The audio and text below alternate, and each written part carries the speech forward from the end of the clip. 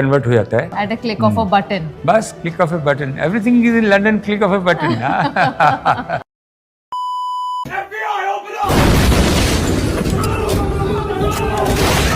खत्म, bye bye, tata, goodbye, गया। तो बटन दबा दिया गया है। आज सुबह ही खबर आई है कि वेदांता ग्रुप की कंपनीज पर ईडी का छापा पड़ा है। आप क्रोनोलॉजी समझ लीजिए। पहले इसको क्रोनोलॉजी से समझते हैं। एनसीएलटी में जेपी एसोसिएट पर बिड चल रही थी, तो वेदांता ने बिड का प्राइस 17,926 करोड़ रखा, अडानी जी ने 14,535 करोड़ रखा। तो वेदांता का प्राइस अडानी जी के प्राइस से ज़्यादा था, तो पहले ऑफर वेदांता को दे दिया गया। लेकिन कुछ देर बाद न्यूज आती है कि ये ऑफर अडानी जी के हिस्से में चला गया है। वेदांता के मालिक अनिल अग्रवाल ने इस पर सवाल उठाया, कहा कि बिड का प्राइस जब हमारा ज़्यादा था तो अडानी जी को क्यों दे दिया गया। तो इसी को वेदांता ग्रुप के मालिक ने सुप्रीम कोर्ट में चैलेंज किया था, लेकिन सुप्रीम कोर्ट ने प्लिया को रिजेक्ट कर दिया। अब ये इंटरव्यू सुनिए आप अनिल अग्रवाल जी का। तुरंत माउंटेन ज्यादा पसंद है बीच? मेरे को पहले माउंटेन बहुत पसंद था बट अभी बीच पसंद आ रहा है। स्नीकर्स या फॉर्मल शूज? स्नीकर्स। बोर्डरूम में जाना पसंद करेंगे या फैक्ट्री फ्लोर पे? Factory room. सूट टाई ज्यादा पसंद है या फिर चिल कपड़े पहनना? चिल कपड़े पहन। जिंदगी में बड़े रिस्क लेने चाहिए या फिर सेफ खेलना चाहिए? बड़े रिस्क लेने चाहिए। अजीत सिंह ज्यादा पसंद है किशोर कुमार? अजीत सिंह। विराट कोहली या फिर धोनी? धोनी। दिल्ली या मुंबई? मुंबई। डिसीजन जल्दी बनाना चाहिए या फिर सही डिसीजन बनाना जरूरी है? जल्दी बनाएंगे अपने आप सही डिसीजन होता जाएगा। जब ये इंटरव्यू चल रहा था तो ये पूछ लेना जरूरी था अनिल अग्रवाल जी से कि ईडी या सीबीआई। तो जब देश में एक बहस चल रही है कि वन नेशन वन इलेक्शन, तो क्यों ना इसके साथ एक बहस और जोड़ दी जाए, वन नेशन वन सेट। जब धीरे धीरे सब कुछ खत्म ही हो रहा है तो क्यों ना अच्छे से ही खत्म हो जाए। वेदांता ग्रुप पर ईडी ने रेड की। ईडी का आरोप है कि वेदांता ने फेमा के नियमों का उल्लंघन किया और इसलिए उन पर रेड की जा रही है। लेकिन आपको याद ही होगा, कुछ ही दिनों पहले वेदांता ग्रुप के अनिल अग्रवाल ने अडानी को कोर्ट में घसीटा था, कोर्ट में चुनौती दी थी अडानी को, और आज उन पर ईडी की रेड हो गई।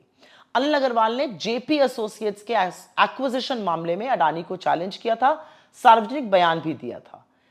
याद दिलाना जरूरी है, जेपी एसोसिएट्स के करीब $4 बिलियन की प्रॉपर्टीज, करीब 14,000 से 17,000 करोड़ की संपत्ति, जिसमें real estate, power plant, cement plant, Buddha international circuit, F1 track, ये सब शामिल। और इसकी बोली लगी थी, वेदांता ने 16,726 करोड़ की सबसे ऊंची बोली लगाई थी और अनिल अग्रवाल के अनुसार उन्हें लिखित रूप से हाईएस्ट बिडर घोषित किया गया था, लेकिन बाद में फैसला पलट दिया गया।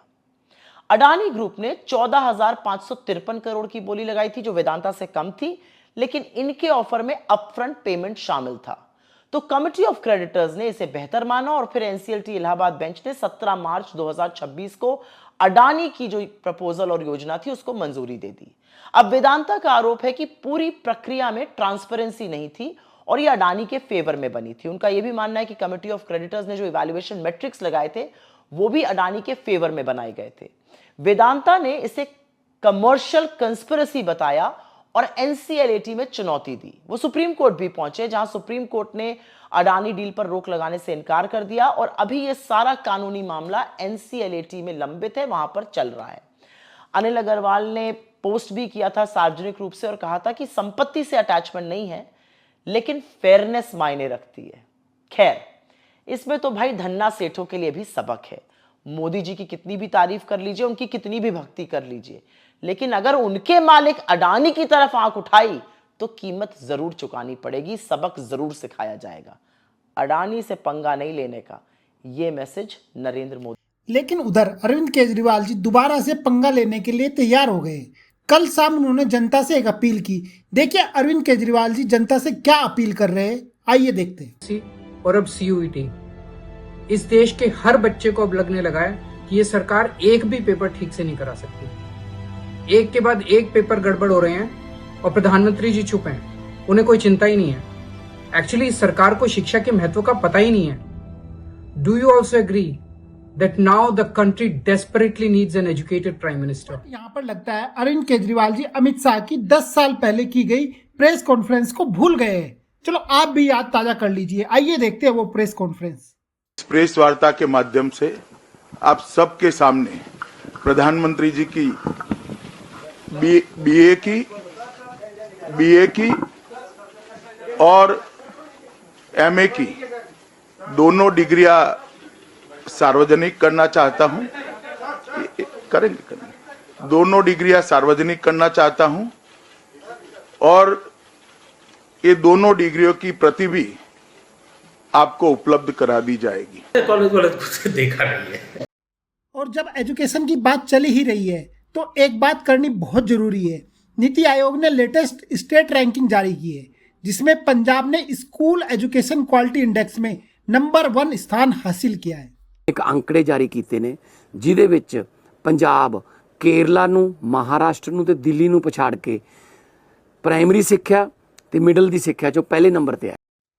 लेकिन पंजाब तो नंबर 1 पर आ गया है स्कूल एजुकेशन क्वालिटी इंडेक्स में, बट हमारा स्टॉक मार्केट अब 6 पायदान से गिरकर 7वें पायदान पर आ गया है। अब हमसे आगे ताइवान और साउथ कोरिया जैसी छोटी छोटी कंट्री आगे निकल गई है। लास्ट 2 वीक्स में हम 2 पायदान नीचे गिर चुके हैं। तो कैसी लगी आपको ये वीडियो, आप कमेंट सेक्शन में जरूर बताइएगा और ऐसी ही अपडेट्स के लिए चैनल को सब्सक्राइब और वीडियो को लाइक जरूर करना। Thank you so much.